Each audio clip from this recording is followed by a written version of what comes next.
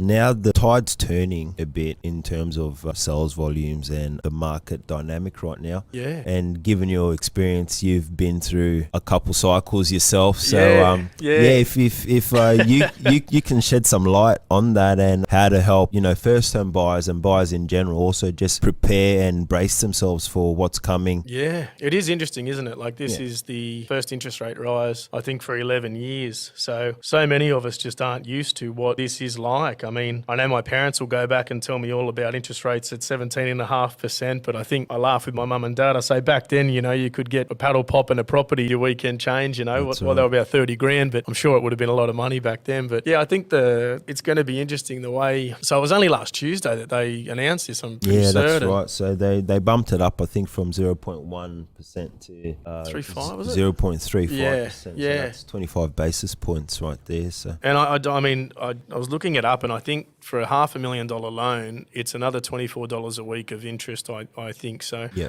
That's not going to necessarily harm or hinder the general market. But I think what I found curious, and I think and like I said, it's only last week, so we're still probably sort of testing the response there from the general community. But I think what they've done is they've said, look, here's one, but we may have another 4, 5 or 6 down the track. To me, that's where I think people, in the conversations I'm having each day, that's where a little bit of this fear is coming in. I wonder if they'd have just announced one interest rate rise, would anybody have really batted an eyelid? But coming out saying, here's one, we may have another 4, 5 or 6. I think there was an article in realestate.com saying we might get 7 more this year. And I thought to myself, well, there's only 7 months left, so that's 1 a month for the next, Yeah. And I think anytime you're using that sensationalism to create a story, you're going to get a reaction, right? So correct. It might be interesting to watch that over the next few weeks and see how people respond. But I mean, in the first 7 days of that, I think my inquiry of people looking to sell, or at least wanting information about whether it's a good time to sell, went through the roof. Right. I went from, increased. Yeah, big time. So that's the first sign of a shift. If the last 18 months, any agent will tell you the last 18 months, it's been, what houses have you got coming on? Can I see it before everybody else? I've got this much pre-approved. I'm ready to buy now. And you're taking those calls all day and you're running around looking for somebody you might want to sell. And you're spending all day doing that. Every resource is, door knocking, phones, flyers, brochures, but, all this stuff that you're going to do because you've got the buyers there eating out the palm of your hand. You got to find the stock. In the last 7 days, I'm just hearing most of the calls now are, what do you reckon I'll get for my place now? What do you reckon is going to happen in the next 12 months? What do you think is going to come around with the market? Should I sell now? Should I hold off? And I think that's the start of a response. So maybe it hasn't been a knee-jerk reaction, but I think that first rate, people are just going, okay, boom's over, is it? It'll be interesting to see how that unfolds, yeah. It's a good point. I also noticed too, like everyone's freaking out about the rate rises and all that sort of stuff, but they don't talk about like the positive data as well. Like at the moment, as Australians, we've got $180 billion in our offset account. Yeah, thank you. That's the most money we've had in the history of existence of home loans. Wow. So while we've had the pandemic, people have been at home not spending money. Or the only thing they're spending money on is Uber Eats and beers. That's about it. Yeah, I can attest to that. We're only talking about going to the gym more earlier, right? Yeah. And that's what's happening, and everyone's saving all this money. So everyone's actually prepared for this. Yeah. So people have either saved more money or they've reinvested, and now they've got more equity. Yeah. Then they've got more cash flow. Yeah, really good point. But other people have also started side businesses, side hustles. Oh, yeah. 33% of kids under 18 now have a side hustle or a part-time job. Yeah, that's cool. Whereas back in our day, it would have been 3%, maybe maximum 5%. You'd sell eggs or mowing lawns, lemonade stands out the front, stands and whatnot. That's right.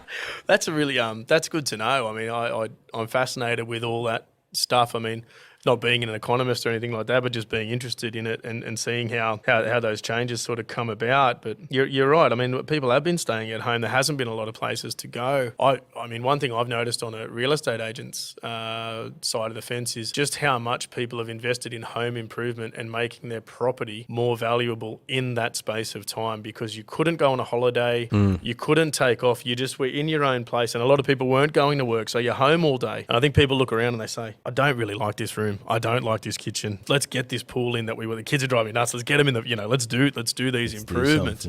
And I noticed that was such a big change that everyone that I knew that was in a trade was absolutely flat stick. You couldn't get them.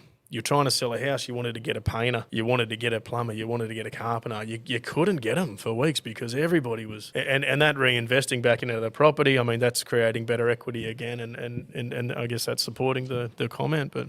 And that's a good point too. I noticed that there was lineups to my house from Bunnings. They were about 300 meters long during the pandemic, but people created more equity in their house because they did their renos, they did new pool, they tidied things up and created that equity. But also they don't talk about how most people on average are now 44 months in front of their home loan. Oh, really? Yeah, it's the most furthest we've ever been in history in front of our home loans, because again, people weren't going out during the pandemic. They put an extra $100 a week on their home loan. They're getting money from the government, and they're just pumping stimulus. You're right. They're just pumping it back in. But people don't talk about those positive things. No, the media scares you with all the prices are going to crash. You're going to get $2 for your house, all this sort of stuff. But there's just so many positive things still happening as well. That's really good to hear, because I mean that's something I can talk to in my when I'm talking about in listing presentations, talking to people about selling, because I don't know if it's going to get perceived that way.